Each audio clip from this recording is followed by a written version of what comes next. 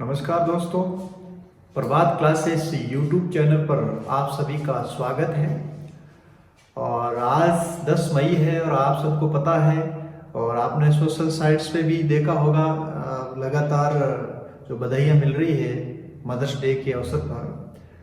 लेकिन एक चीज़ मैंने एनालिसिस की है, मैं आपको बताना चाहूँगा कि एक माँ जिन्होंने 9 माह कोख में रखकर हमें जन्म दिया, तो उस माँ के लिए कोई एक दिन विशेष नहीं हो सकता, क्योंकि माँ के लिए तो हर क्षण हर परिस्थितियाँ विशेष होनी चाहिए। एक दिन तो उनके लिए विशेष हो सकता है जिन्होंने अपनी माँ बाप को वृद्धाश्रम में छोड़ के गए हैं और वो साल में एक बार अपनी माँ से मिलने आते हैं। ये एक दिन उनके लिए विशेष हो सकता है। मेरा यही मानना है, यही कहना है कि हमेशा अपनी माता पिता का सम्मान करना चाहिए, क्योंकि एक माँ के लिए कोई एक विशेष दिन नहीं है, हर दिन माँ का सम्मान करना चाहिए। और माँ का जो शब्द है, माँ शब्द अपने आप में एक छोटा शब्द है, लेकिन इस शब्द में बहुत कुछ छिपा हुआ है, क्योंकि माँ का जो ओहदा है, माँ का जो पद है, वो इस संसार में सबसे बड़ा पद है। आपको एक चीज़ मैं यही बताऊं कि संसार में परिस्थितियाँ चाहे कितनी भी बदल जाए, कुछ भी हो जाए, लेकिन माँ का जो प्यार है, माँ का जो स्नेह है, वो सदैव रहता है, कभी नहीं बदलता है। माँ का स्नेह में कभी कोई कमी नहीं आती है, कभी उसका प्यार नहीं बदलता है। तो आज इस मदर्स डे के अवसर पर मैं माँ को नमन करता हूँ और कुछ एक प्रसून जो जोशी है, कवि है, उसकी कुछ पंक्तियाँ है जो मैं आपको सुनाना चाहूँगा। इन्होंने माँ के बारे में क्या अपने इस कविता के माध्यम से माँ जो शब्द है उसको किस तरह से उन्होंने डिफाइन किया है, तो मैं कुछ पंक्तियाँ है माँ के बारे में आपको सुनाना चाहूँगा। तू है तो मैं अनमोल हूँ माँ, क्योंकि ये दुनिया जब जब मुझे तोलने आती है, तेरी आंखें मुझे मेरा सच्चा मोल बताती है, तेरी आंखें मुझे मेरा सच्चा मोल बताती है। तो इस तरह से कुछ पंक्तियां हैं माँ के बारे में, प्रसून जोशी जो कवि है उन्होंने लिखी है। तो आज अपन राजस्थान की जो स्थापत्य कला है, राजस्थान की जो कला और संस्कृति का एक महत्वपूर्ण टॉपिक, जिससे रिलेटेड परीक्षा के अंदर आपको बताऊं 2 से 3 क्वेश्चन हर एग्जाम, प्रतियोगी एग्जाम में आते हैं। तो आज अपन राजस्थान की जो स्थापत्य कला है, जिसमें अपन दुर्ग पढ़ेंगे और स्मारक है, इनके बारे में अध्ययन करेंगे।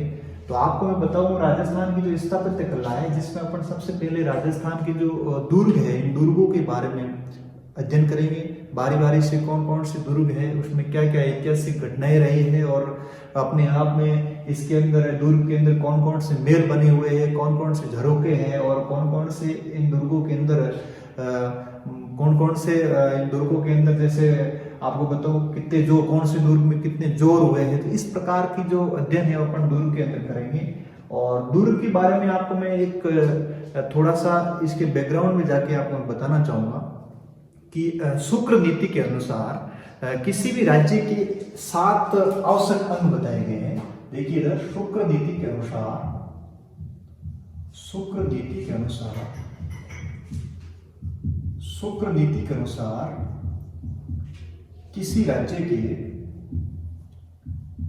किसी राज्य के 7 आवश्यक अंग। तो इन 7 आवश्यक अंगों में दुर्ग का भी स्थान इसके अंदर है, दुर्ग को भी इसमें स्थान दिया गया है शुक्र नीति में। तो इसके कौन कौन से 7 आवश्यक अंग हैं, तो अपन देखते हैं। सबसे पहला जो अंग है वो राजा, सेकंड है मंत्री, राजा, मंत्री, और उसके बाद में सेना, राजा, मंत्री, सेना, और उसके बाद में कोष,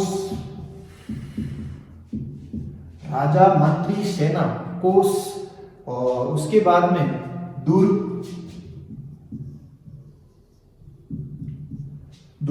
तो दुर्ग का भी स्थान है, ध्यान रखना, दुर्ग का भी इसके अंदर स्थान दिया हुआ है। और उसके बाद में जैसे अपन देखते हैं कि जो प्रजा है, प्रजा का भी इसमें स्थान दिया गया। दुर्ग के बाद प्रजा और प्रजा के बाद मित्र या मित्र राज्य। तो ये शुक्र नीति के अनुसार ये 7 आवश्यक अंग है: राजा, मंत्री, सेना, कोष, दुर्ग, प्रजा, मित्र या मित्र राज्य। तो इन 7 आवश्यक अंगों में किसको स्थान दिया गया है? दुर्ग को भी स्थान दिया गया है। तो कहने का मतलब यह है कि शुक्र नीति में जो महत्वपूर्ण एक राज्य के लिए जो आवश्यक अंग है उसमें दुर्ग को भी स्थान दिए गए। अब अपन राजस्थान के अंदर जो दुर्ग है उन दुर्गों की कौन कौन सी श्रेणियां हैं उस श्रेणियों के बारे में अपन विस्तार से अध्ययन करेंगे। तो किलों की राजस्थान के अंदर कौन कौन सी श्रेणी है तो श्रेणियों के बारे में देखते हैं। किलों की श्रेणी, किलों की श्रेणी, किलों की श्रेणी कौन कौन सी श्रेणियों में इस किलो को डाला गया, कौन सा किला कौन सी श्रेणी में आता है। तो उस तरह से अपन 6-7 कुछ श्रेणियां हैं। तो आपको परीक्षा में कभी कभार श्रेणियों से रिलेटेड कोई क्वेश्चन पूछ ले तो आपको ध्यान रखना। सबसे पहली श्रेणी अपन देखते हैं। तो पहली श्रेणी के अंदर अपन शामिल करेंगे गिरि दुर्ग। गिरि दुर्ग आपको पता है गिरि दुर्ग में नाम से स्पष्ट है, गिरि का मतलब पर्वत या पहाड़। तो ऐसा किला जो ऊंची पहाड़ी पे बना हुआ हो, ऊंची चोटी पे बना हुआ हो। तो कहने का मतलब गिरि दुर्ग का मतलब है पहाड़ी पर बना किला, पहाड़ी पर स्थित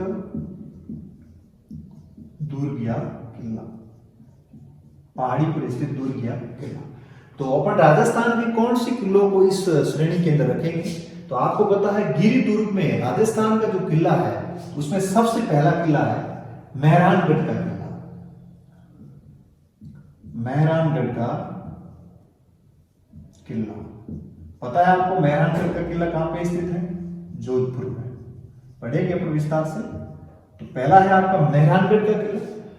और मेहरानगढ़ के किले के बाद में आपने पढ़ा है कि चित्तौड़ का जो किला है राजस्थान का गौरव, सेकंड कौन सा हो जाएगा? चित्तौड़ का किला,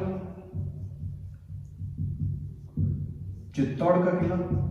तो ये जो दोनों किले हैं ये किस श्रेणी में आएंगे? आपकी गिरि दुर्ग। इसके अलावा कोमलगढ़ का किला है, जैसे आप देखिए कोमलगढ़ का किला,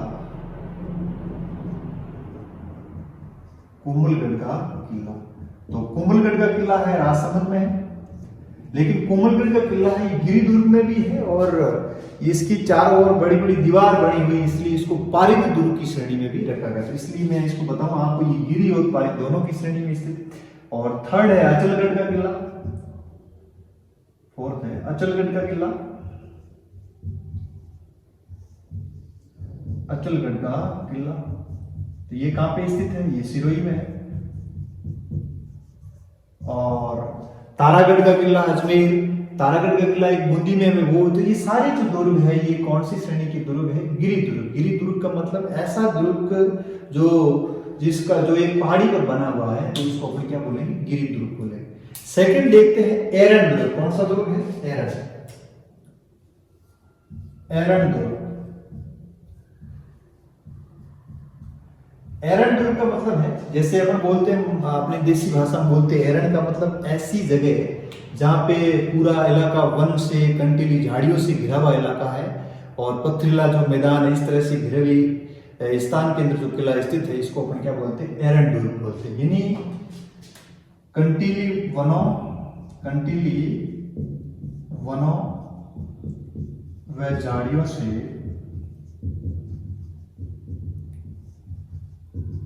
कंटीले वनों व झाड़ियों से घिरा किला क्या कहलाता है? एरन। तो एरन का मतलब एक पूरा वन इलाका होता है जिसके अंदर आपको बताऊं कि पूरा का पूरा एक अभयारण्य टाइप स्थित है। और राजस्थान के अंदर जो एरन दुर्ग है, जैसे रणथंबोर का जो किला है, रणथंबोर का जो किला है इसको अपन क्या बोलेंगे? एरन दुर्ग बोलेंगे। रणथंबोर का किला, रणथंबोर का, रणथंबोर का किला।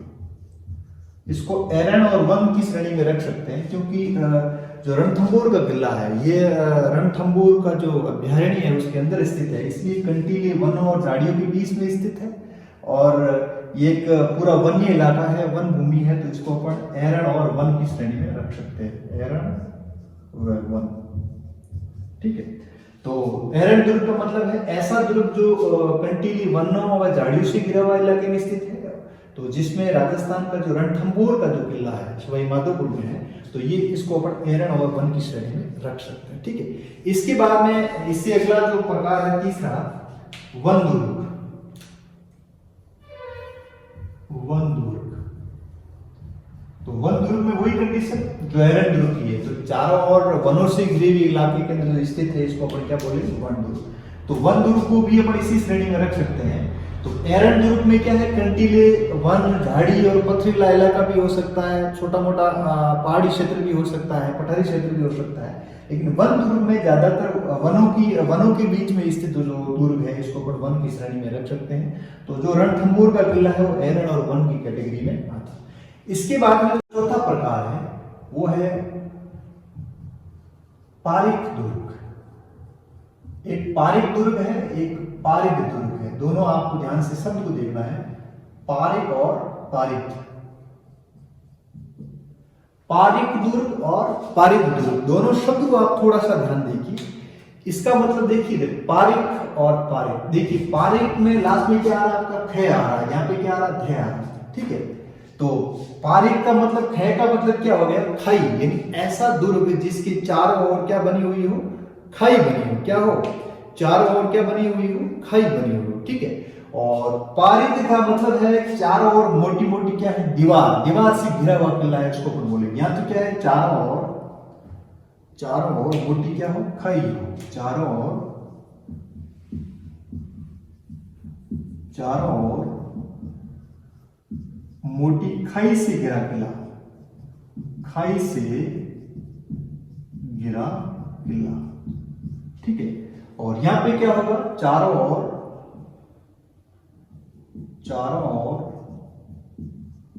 मोटी परिधि हो, मोटी परिधि या फिर दीवार, मोटी परिधि या दीवार से घिरा। तो चारों ओर मोटी परिधि या दीवार से जो घिरा किला है उसको अपन किस श्रेणी में रखेंगे पारिक। तो आपको ध्यान रखना पारिक है और पारिक है। पारिक है के अंदर आपको बताऊं राजस्थान का सबसे इंपॉर्टेंट जो किला है वो है आपका लोहागढ़ का किला। कौन सा किला है, लोहागढ़ का किला, लोहागढ़ का किला। तो लोहागढ़ का जो किला है ये पारिक है भी है और पारिक है भी है। ध्यान रखना चाहिए इसके चारों ओर खाई भी है और चारों ओर मोटी मोटी दीवार बनी हुई, इसलिए इसको अपन दोनों श्रेणी में रख सकते हैं। तो पारिक है का मतलब ऐसा किला जिसकी चारों ओर क्या मोटी खाई हो, और पारिक का मतलब चारों ओर मोटी मोटी क्या बनी हुई हो, दीवार बनी हो। तो इस लोहागढ़ को अपन दोनों श्रेणियों में रख सकते हैं। ठीक है, उसके बाद में जो अगला टाइप है इसका छठा, ये टाइप है इसका बहुत महत्वपूर्ण टाइप है ओदुक दुर्ग। कौन सा दुर्ग है, ओदुक दुर्ग।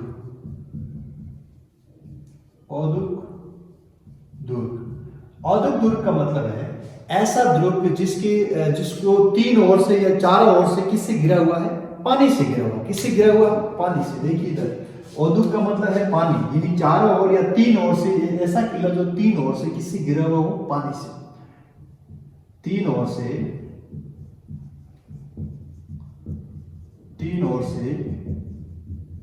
पानी से घिरा किला, पानी से घिरा किला। ठीक है, ऐसा किला जो तीनों ओर से पानी से घिरा हुआ किला, इसको अपन क्या बोलेंगे, ओदुक दुर्ग बोलेंगे। राजस्थान के अंदर इंपॉर्टेंट है, आपको मैं 3 किले बता रहा हूं, इसकी नदियां भी जरूर ध्यान रखना क्योंकि मैं नदियां पढ़ा चुका हूं आपको। तो सबसे पहले इसके अंदर आता है आपका गागरोन का किला,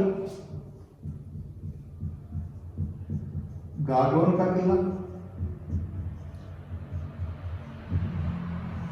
ठीक है, तो ये गागरोन का किला कहां पे है, झालावाड़ में।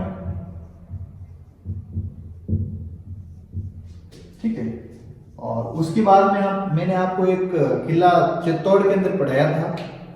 तो चित्तौड़ का जो किला है आपको ध्यान रखना, चित्तौड़ का किला जो कि झालावाड़ में गागरोन का भी किला है और मनोर थाना का किला भी झालावाड़ के अंदर स्थित है। तो मनोर थाना का किला और जो गागरोन का किला ये दोनों ही कहां पे है, झालावाड़ में। ठीक है, एक किला है आपका जो चित्तौड़ में है वो भैंसरोडगढ़ का किला। कौन सा किला है, भैंसरोडगढ़ का किला, भैंसरोडगढ़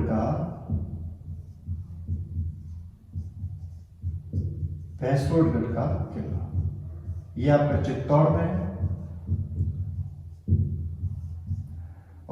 एक किला है आपका मनोहर थाना का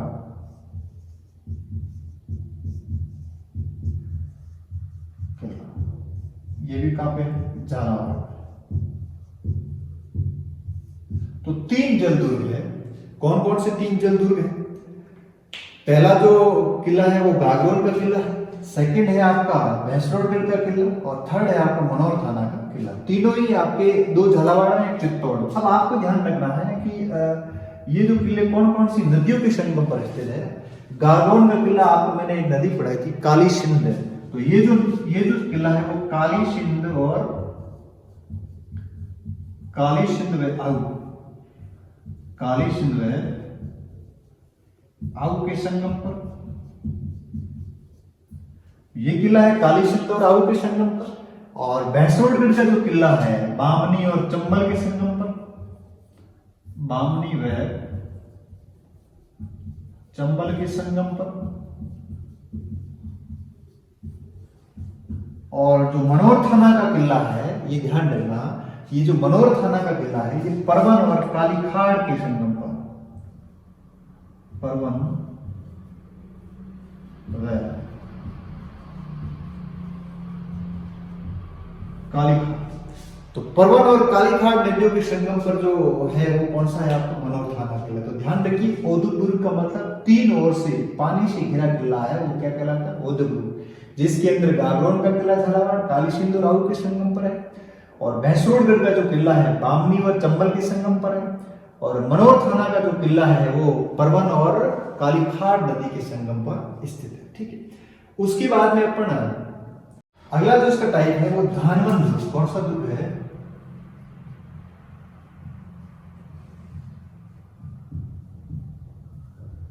धानवन दुर्ग। कौन सा दुर्ग है?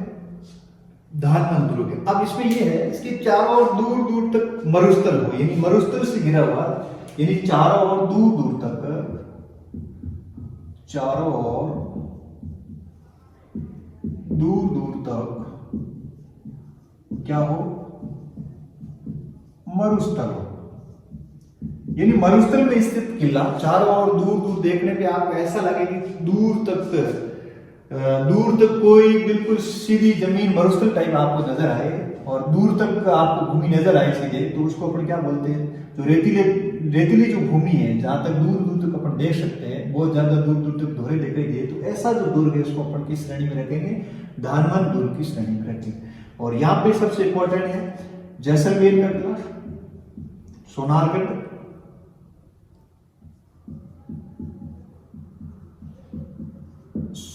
का किला, जैसलमेर, भटनेर का दुर्ग,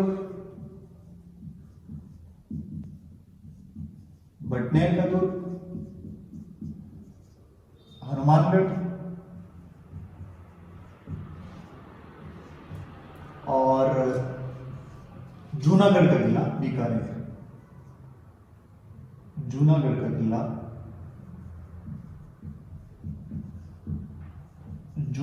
किला, बीकानेर।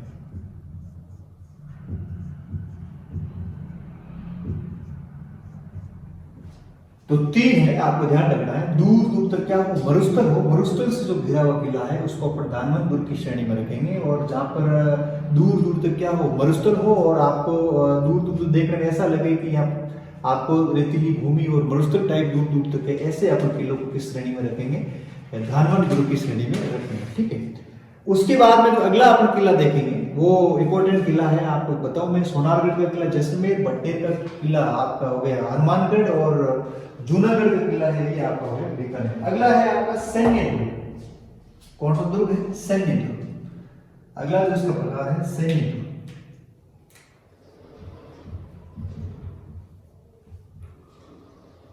सैन्य दुर्ग, तो सैन्य दुर्ग सबसे स्पष्ट है कि इसके अंदर ये जो वीरों से, यानी इसके अंदर क्या है कि सेना का निवास हो, वीरों का स्थान हो, यहाँ पे वीर भूमि से व्याप्त हो, वीरों से व्याप्त हो, ऐसा किला जिसमें ऐसा किला जिसमें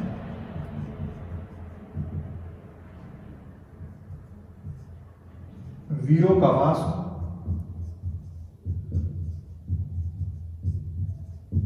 वीरों का वास हो। यानी वी जिसके अंदर अपन मैं बताऊं ये सेना से व्याप्त हो, जिसके अंदर सेना का निवास हो, तो ऐसे ध्रुव को अपन किस श्रेणी में रखेंगे? सैन्य ध्रुव की श्रेणी। अगला जो इंपॉर्टेंट है और आपको बताऊं कि शुक्र नीति का सबसे महत्वपूर्ण जो श्रेणी है, क्योंकि शुक्र नीति में जो दुर्ग का जो 7 जो आवश्यक जो शुक्र नीति का अंग है, इसमें दुर्ग में शुक्र नीति ने इस श्रेणी को सबसे महत्वपूर्ण श्रेणी माना है। तो इस श्रेणी को आपको ध्यान रखना है। जो लास्ट श्रेणी है इसका है सहाय दुर्ग। कौन सा दुर्ग है? सहाय दुर्ग।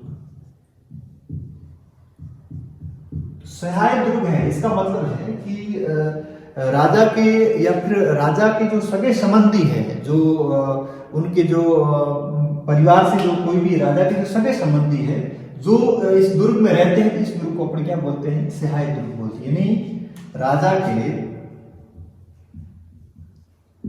राजा के सगे संबंधी, राजा के सगे संबंधियों का निवास। तो राजा के जो मिलने वाले या अपने परिवार के जो सगे संबंधी है, जो जिस दुर्ग में रहते हैं, इस दुर्ग को अपन क्या बोलते हैं? सहाय दुर्ग बोलते हैं। और आपको मैं बताऊं कि शुक्र नीति में सबसे जो बेस्ट कौन सी श्रेणी मानी है? शुक्र नीति के अनुसार, शुक्र नीति के अनुसार सबसे बेस्ट श्रेणी, सबसे बढ़िया जो श्रेणी बताई है, सबसे अच्छी श्रेणी, वो है श्रेणी आपकी सहाय दुर्ग। पहले नंबर कौन सा दुर्ग है? सहाय दुर्ग। और सेकंड नंबर है इसमें गिरि दुर्ग को डाला गया। किसको डाला है? गिरि दुर्ग। तो कहने का मतलब सहाय दुर्ग का मतलब हो गया कि ऐसे जिस दुर्ग के अंदर राजा के या राजा के भाई बंधु जो रहते हैं, सगे संबंधी रहते हैं, जो सगे संबंधियों का जो स्थान है, जिसके अंदर सगे संबंधियों में भाई बंधु हो सकता है, ठीक है, अपने परिवार के जो भी बंदे रहते हैं, जो सगे संबंधी रहते हैं, उनका जो निवास स्थान है, उसको अपन क्या बोलते हैं? सहाय दुर्ग। और आपको ये चीज ध्यान रखना है कि शुक्र नीति में इस जो सहाय दुर्ग की जो श्रेणी है, इसको सबसे बेस्ट श्रेणी माना है। पहले नंबर की श्रेणी वो सहाय दुर्ग है, और सेकंड में इसको डाला है वो है आपका गिरि दुर्ग। तो ये है आपके स्थापत्य कला में जो 7 श्रेणी है, जो आवश्यक जो 7 जो आवश्यक अंग थे राज्य की, उसके जो दुर्ग की 7 श्रेणी है, श्रेणियों को है, तो श्रेणियों को बताया कि कौन सा किला किस श्रेणी में आता है। तो अब अपन आगे जो स्थापत्य कला के जो महत्वपूर्ण दुर्ग है, इन दुर्गों के बारे में अध्ययन करेंगे। तो आपको एक क्वेश्चन पहले से क्लियर हो जाना चाहिए कि ये दुर्ग कौन सी श्रेणी का दुर्ग है। तो आपकी श्रेणी पहले से डिफाइन हो गई कि भाई जो चित्तौड़ का किला है तो कौन सी श्रेणी का है, या फिर गागरोन का किला है तो कौन सी श्रेणी का है, तारागढ़ अजमेर का किला है तो कौन सी श्रेणी का है, अचलगढ़ का किला है तो कौन सी श्रेणी का। इस तरह से एक क्वेश्चन ये भी पूछा जाता है, कई बार पूछा, जैसे लोहागढ़ का पूछ लिया तो लोहागढ़ कौन सी श्रेणी में, तो लोहागढ़ पारीख भी है और पारीद भी है। तो इस तरह से क्वेश्चन आपके जो श्रेणी से रिलेटेड बनते हैं दुर्ग के अंदर। तो इनका मैंने थोड़ा सा आपको बैकग्राउंड बताया, क्योंकि शुक्र नीति के जो 7 आवश्यक अंग है राज्य के, उसमें दुर्ग को भी स्थान मिला है। और फिर अपने दुर्ग की 7-8 जो श्रेणियां हैं, श्रेणियों के बारे में अध्ययन किया कि कौन सा दुर्ग किस श्रेणी में आता है। तो अगले क्लास के अंदर अपन जो राजस्थान का सबसे प्रसिद्ध किला है, जो राजस्थान के गौरव के नाम से जाना जाता है, चित्तौड़गढ़ का किला, वहां से अपन शुरू करेंगे। बारी बारी से राजस्थान के जो महत्वपूर्ण किले हैं, जिसके अंदर कौन कौन से मंदिर है, कौन कौन से इसके अंदर जोर हुए हैं, या ऐतिहासिक दृष्टि से कौन कौन से किलों ने लड़ाइयाँ, जो इतिहास की जो लड़ाइयाँ देखी, वो कौन कौन सी लड़ाइयाँ हुई उसके अंदर, और कौन कौन से इसके अंदर आपको बताऊं कि हवेलियाँ बनी हुई है, ठीक है, कौन कौन से उसके अंदर बावड़ियाँ बनी हुई। तो कई सारे जो ऐतिहासिक प्रसंग है उसके बारे में अपन बारी बारी से क्या करेंगे, अध्ययन करेंगे। धन्यवाद।